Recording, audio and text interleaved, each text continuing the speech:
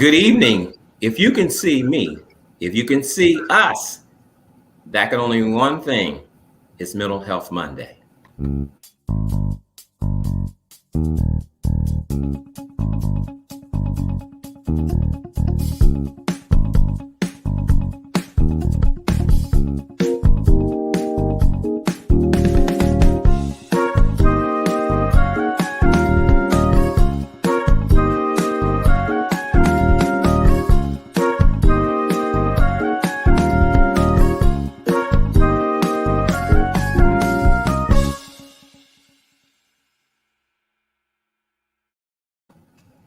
Good evening and welcome to another edition of Mental Health Monday, brought to you by Saving Grace Community Church and Grace House Cincinnati, a ministry and nonprofit of Saving Grace Community Church.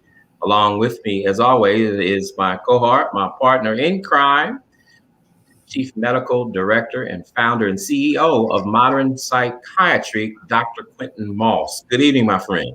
Good evening, sir. Good to see you. In this season of Thanksgiving, and particularly on tonight, we're dealing with the subject, tragedy, triumph, and Thanksgiving. Just hearing those things, those words, one might not see how they can fit, but there is a correlation, and there are witnesses that how one can endure tragedy, be triumph, and still be in a position to be thankful. One of the questions that's often asked as a icebreaker or just to get to know someone, it's a question that's very common, but it's a question that can be very loaded. And that question that sometimes we ask each other in casual conversations is, what's the worst thing that ever happened to you? And sometimes we hear that question and we never know what to expect. And so sometimes when we ask that question, Dr. Moss, we get what we did not look for. That's right. And so tonight, we are so glad to have with us a woman of God, a woman of faith, who's had to endure a lot. She's experienced tragedy. She has dealt with triumph, being triumphed. But even now, she's in a season where she can be thankful despite the tragedy. I want to invite Gail Linwood to the show. Good evening. Hi. Good evening, Gail. How are you? I'm doing well. How are you? Good. Glad to hear you. Please share with our guests, our listeners, our viewers tonight. Tell us a little bit about you and a little bit about what you've endured in your life. Give us the Gail Linville testimony story tonight. Okay. Well, I'm married to my husband, Danny, and we have 5 children. We have 17 grandchildren and 2 great-grandchildren. Wow. 4 of our grandchildren are actually in heaven right now. Okay. So I will tell you about them. Can I tell you about them as a person first before I tell you what happened to them? Absolutely. Well, 17-year-old Kayla, she would instantly light up the room, and she walked in and she was always full of fun and laughter. And I think she thought it was her job to make sure that everybody was happy and enjoying themselves. And she did a good job at it. And Courtney was 14. And she was also full of fun and laughter, but I think her desire was to make sure everybody felt loved. I mean, she was very compassionate and loving and kind and sweet. And then there was little Ethan. He was 5, and he just wanted to hug everybody. And he would run and jump into your arms and almost knock you over when he did. And his favorite thing to do was, after you'd met him, after 5 minutes, he would be your best friend, especially if you like bugs. And his favorite thing to do was to hunt for bugs in the backyard with his Peepo. That's what he called his grandfather, Peepo. Okay. And I can still see them walking through the yard, picking up rocks and looking for these little squirmy treasures. So I got that phone call that nobody ever wants to get. And they said, your daughter's house is on fire and they can't find the kids. Wow. And my daughter's house was for sale, and a man came under the pretext of wanting to buy her house. And we didn't know this when we got the phone call, but once he got inside, he pulled a gun on her and he raped her and then stabbed her multiple times, almost beyond the point of recognition. Mm. And he left her to die. And then when we got to the hospital, they directed me to this woman who was in a coma on a breathing machine. And actually, she had been butchered. And I didn't think I knew this woman. And they said, that's your daughter. And I said, no. And I saw this little dimple in her chin, and I knew it was her. Mm-hmm. Well, I thought, oh my God, what happened? Because I thought we were dealing with a house fire. But she had just stab wounds all over her. And they didn't tell us what happened to the children until the next day. And they didn't survive. I mean, these precious children had been brutally murdered, and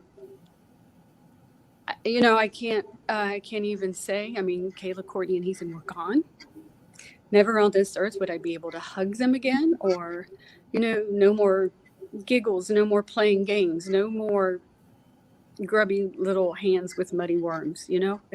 They were just gone, and we were devastated. And it's just like the shock and of everything. It just kind of overwhelms you, and it takes over your body. And I mean, you can barely think. You know what I mean? Mm-hmm. And I really can't say. I just kept having these visions. I mean, it was terrible enough thinking about what they went through, but the visions in my mind of, if I couldn't recognize my own daughter, what did they do to them? Well, I mean, what did that man do to those little children, And these visions in my mind were very painful. I don't have any good words for them, but it's like I knew that tomorrow they were not going to be here. We're not going to see them again. It was like there was no hope, And they did arrest the man, and finally he confessed to the murders. And he had a jury trial to determine his fate. And during the trial, we heard witnesses tell of trying to save the children, trying to get them out of the burning house. And I must tell you, there were heroes there that day. There were some true heroes. I wish I had time to talk about them because, anyway, when they were on the witness stand testifying to what they saw, they wept. It was that tragic. And so now, before I could only imagine what they went through, now I had a very good idea, of what actually happened. And that I thought would destroy me. So,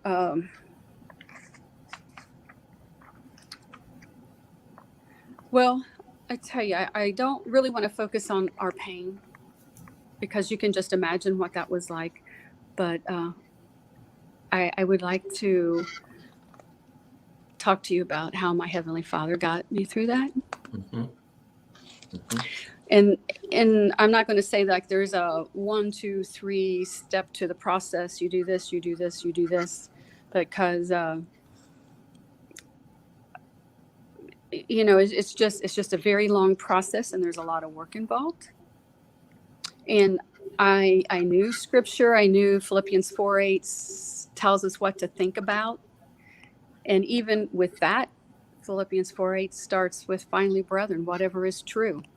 Well, it was true. That's exactly what happened. And I would get stuck there. So it was I had to keep reading though, because what you think about has to meet all of the criteria that's in that verse. Whatever is true, whatever is good, whatever is lovely. Mm-hmm. So that's where I stopped. I said, okay, I have got to come up with a lovely thought to replace this tragic vision that's in my mind. And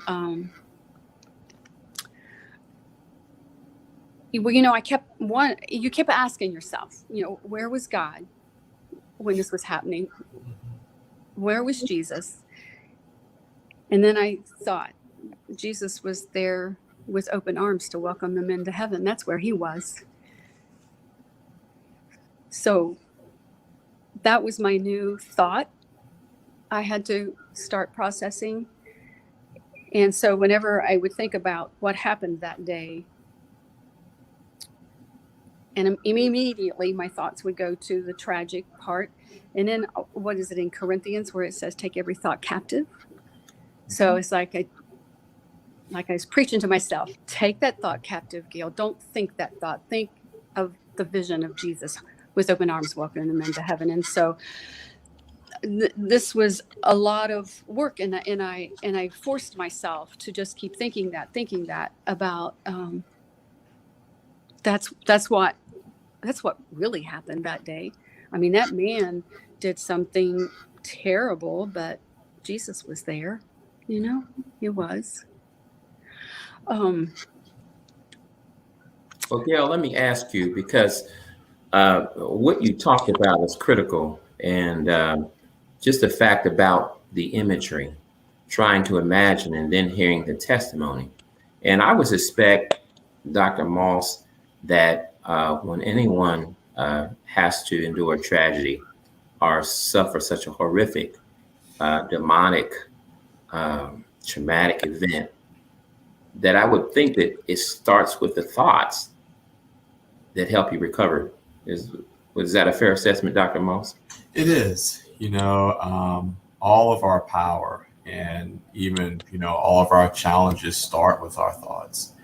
And, a very graphic imagery that you just described, and what's there, in your mind, and the trauma that sometimes goes along with, whether you're there or by proxy, being told about that experience and what that's been like. All of that's traumatic, and, it changes some of the wiring of the brain. But the ability to be able to take that, and you did your own very intensive psychotherapy using the scriptures as a guide for that, identifying those thoughts, which, were ultimately leading to you being unhealthy and unwell. And then taking those thoughts, hold them captive, right? Let me master this. Let me control this. Let me not let this thought take me to a certain place. I'm going to manage this, and I'm going to replace that thought with something else, right? So I'm going to analyze it, replace it with something that is redeeming, something that does give me power. And you talked about Philippians 4:8 and all the criteria, the things that we should think about. Very heavy lift, very challenging task to be able to do that. And it's amazing that you've been able to do that. And I'm sure God is able to help you do that. And many of us are able to do that, with the help of someone. But that's amazing that you've walked through those steps, which are aligned scripturally with what we try to help folks with professionally. Dr. Tony I. Evans says that thoughts are like birds. We can't keep them from flying overhead, but we can keep them from making nests. What do you continually do with your thoughts to make sure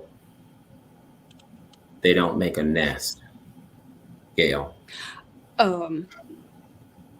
Well, like I said, I have been able to now, over the years. It took time. I mean, there's no magic wand for any of this, just to say, okay, this is what I'm going to do, and you automatically do it.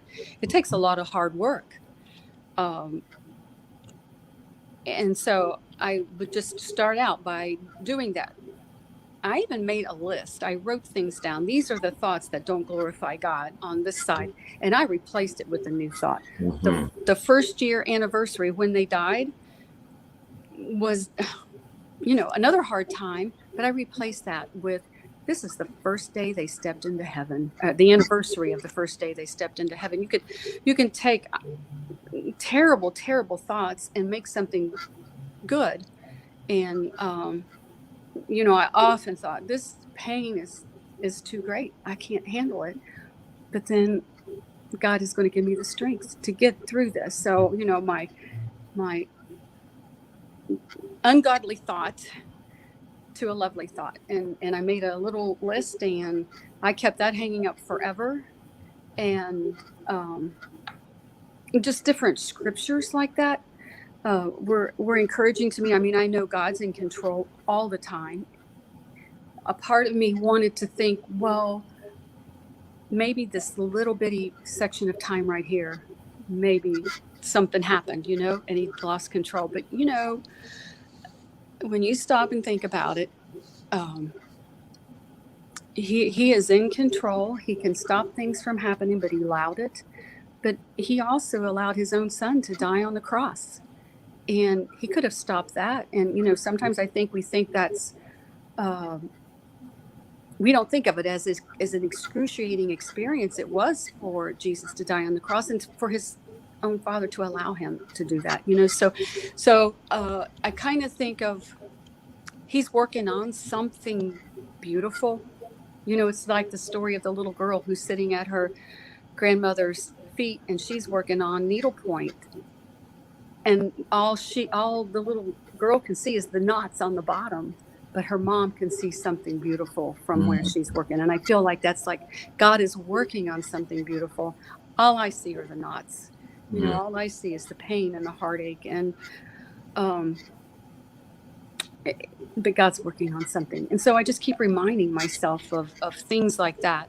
And when you asked me to give my testimony, it was like a renewal of all of I've spent a lot of time in tears today, just, reliving that experience. And it's still painful, but I try not to relive the painful thoughts. I try to, when I'm not having to talk about it, I try to think of, they're in heaven with Jesus now, and someday we'll get to join them.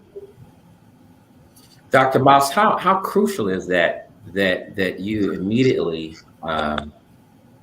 we talk about just in a regular doctor visits, those who have chronic pain, managing pain. And Gail talks about managing her pain. Mm-hmm.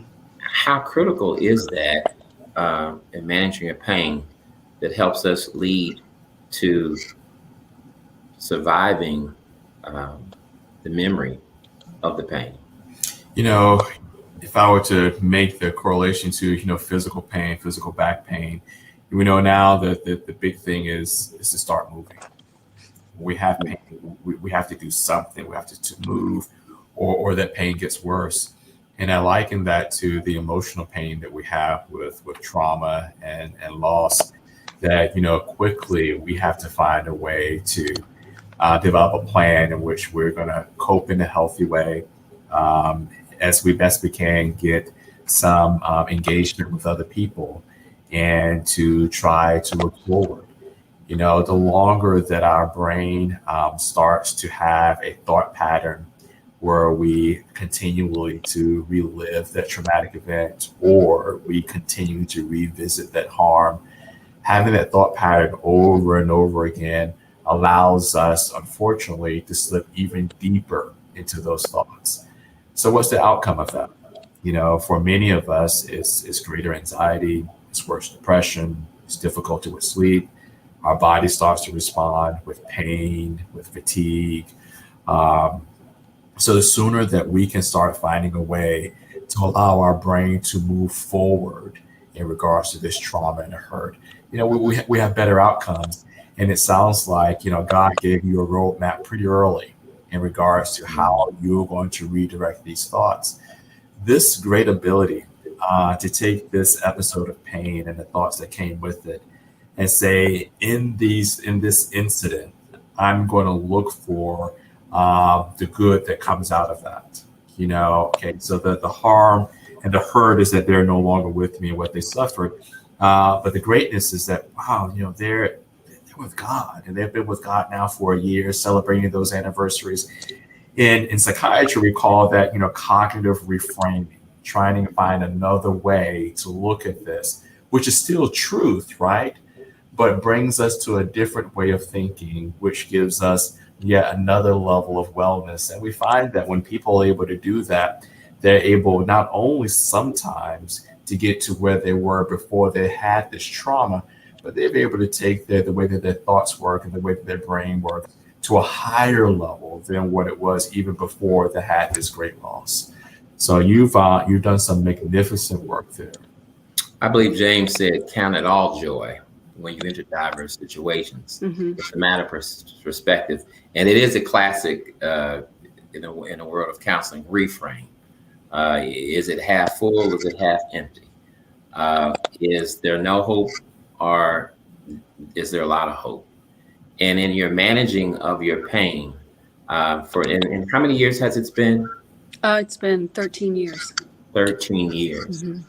And in those years, and what time of year did this tragedy occur? It was October 15th. Wow. So just really a month of that anniversary, they're about a little less than that of your 13th anniversary. You've had to do that. How, in terms of, did you have other children? Yes, we have 4 other children. And so not only was I experiencing pain, I was watching them all experiencing the same pain. They lost loved ones as well. So that was very difficult. How has your approach in terms of you managing your pain with those truths, replacing with, the other thoughts you may have, how have you used that as an advantage? How has that helped other family members, your other children, your husband cope with this by seeing how you've been addressing it? Well, I talked to them about it. I talked to them about, just like Philippians 4:8, this is what we have to think about. And Philippians 4:9 says, if we practice these things, then the peace of joy will be with you. I'm not quoting that exactly right, but if we practice these things, well, if you don't practice these things, then you're not going to have the peace that God just promised that you would have if you did. So it's kind of like you have to discipline yourself. And I also like the passage in Matthew about Jesus says, "Take my yoke upon you." I think I have that written down somewhere. Let me read that to you. Matthew. Yes. Jesus is speaking. He says, "Come unto me, all ye that labor and are heavy laden, and I will give you rest. Take my yoke upon you and learn of me, for I am meek and lowly in heart, and you shall find rest unto your souls. For my yoke is easy and my burden is light." And I think the rest that Jesus promises is love and healing and comfort and joy and peace, but not the end of all effort. It's kind of a command. He says, "Learn of me." Well, what have you learned about God and yourself during this time? Okay, well, I have learned that He is kind and compassionate and loving and strong, and He can carry me through when I think I'm going to fall apart. And the more that I learn of Him, the more peace and joy I have in my heart. I believe I have a better relationship. When I thought I had a good relationship with Jesus to begin with, and then I just feel like it's really got stronger. And I was just going to anyway. Well, I was going somewhere with that. Well, I'm going to help you because Job had endured a lot. He lost everything. His children, his all his possessions. But the helpmate that he was supposed to have didn't exactly help. She kind of made things worse. She said, "Well, you ought to just curse God and die." How important was it to deflect anyone's view within your family to make sure that this was not about us cursing God, but celebrating Him? Well, everybody didn't respond the same way. Mhm. Um, and I think maybe some people turn to different paths to try to find their joy and comfort. And, going to Christ is the only way to find true joy and true comfort. All the other ones are not real. I mean, they're not a lasting joy. You might find joy for a moment, but it doesn't last. And we just keep praying for the ones that are still struggling and their heart's still broken. But I know what I was going to say about um, the the passage about being in a yoke. Take his yoke upon you. Mhm.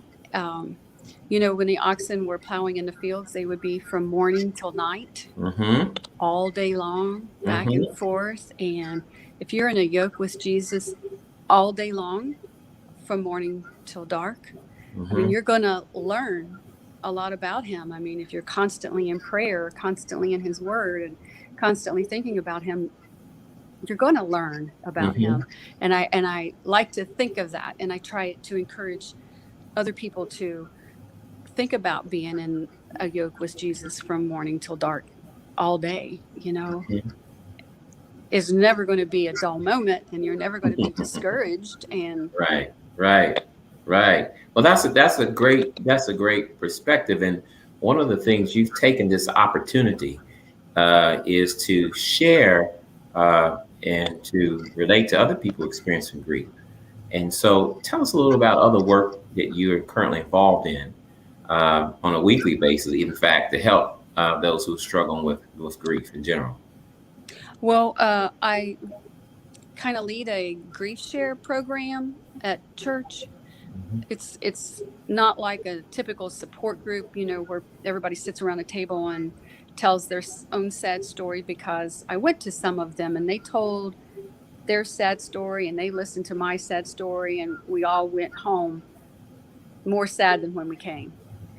But this is um, it's like a DVD series, and biblical counselors who have experienced grief have put this together, and they all every week they point you to Christ. They just point you right back to God. And so we watch the DVD and then we talk about that, and how you can find your hope in God in different aspects of the grieving process. And I found that very helpful.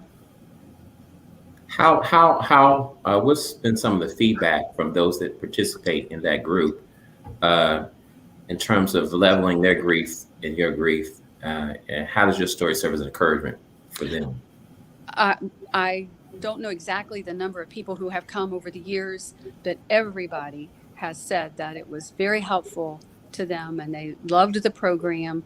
I believe there was one lady out of all of them who came, and she was not a Christian, and she said, "This is just not for me," and she didn't come back. But everybody else thought, even if you're not a Christian, um, these biblical counselors point you to um, they point you to Christ, but in a way that you can find hope, and I think eventually turn to Christ. Yes. How important is that, Dr. Moss, that persons who've suffered grief and experienced grief in any magnitude, how critical is that for people to assess uh, if they need support, and when does grief become unhealthy? Mhm. So, being connected to other people is very important. And, I would agree with her that, sometimes there's not a lot of benefit in just kind of trading our sorrowful stories. But if there's a way that in sharing our experiences that we can help support each other, help lift up each other, and have someone to understand, what we're Mhm. experiencing, that's helpful. So, with grief, when we see changes such as, people are not able to sleep, people are not able to eat, not being able to function in the day to day, whether it's take care of their role within their home or take care of what needs to take care of at work.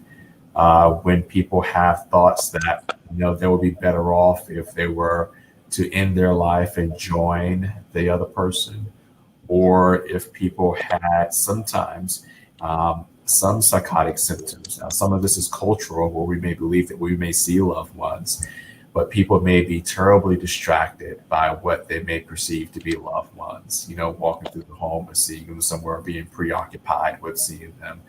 That's some of the evidence that suggests that they need to get in with someone to be evaluated to see what can be done to further help them. And at any time that people start to resort to substances, whether we're talking about alcohol or otherwise, in order to try to cope, our goal would be to try to steer them away safely from that so they can find healthy ways to kind of manage the emotions that they're having. There's no shortcut through it. Even what she describes and where she's had a great deal of success, even in using that, there was no shortcut through that. That was her working through a process over time in which she was able to get there. So I wouldn't put a time frame on it necessarily, but we have those constellation of symptoms where people are impaired. The first step could be with a primary care physician, who may be able then to refer them on or to do something differently to be able to help them to be able to manage. Tragedy, triumph, and thanksgiving. As we prepare to close, Gail, I want to thank you for sharing your story and your transparency. We're in the month of Thanksgiving. Turkey, dressing, stuffing, however you want to call it, will grace our tables. It is the month, it is a season of Thanksgiving. From your tragedy to your triumph, what would you like to say to people why, in spite of it all, they need to be thankful? Well, thankful that we still have our loved ones here. I'm very thankful that I have grandchildren in heaven waiting, and we can still share how God can get us through a terrible time that, at one point you think it's going to destroy you, and somehow God can get you through that. And thank you for letting me share how God has gotten me through this. And he gets all of the credit. Because everything was in his word. I didn't have to make up anything or create something. It was all in his word that he has given us to live by. Amen. Amen. Thank you so much. Thank you so much. To those of you who are viewing this program tonight, and those that will be viewing in the future, you may have experienced a tragedy. You may experience a great level of trauma in your life, but triumph is achievable, and thanksgiving is in reach. And we want to encourage you, as always, to feel better, become better, and live better. Till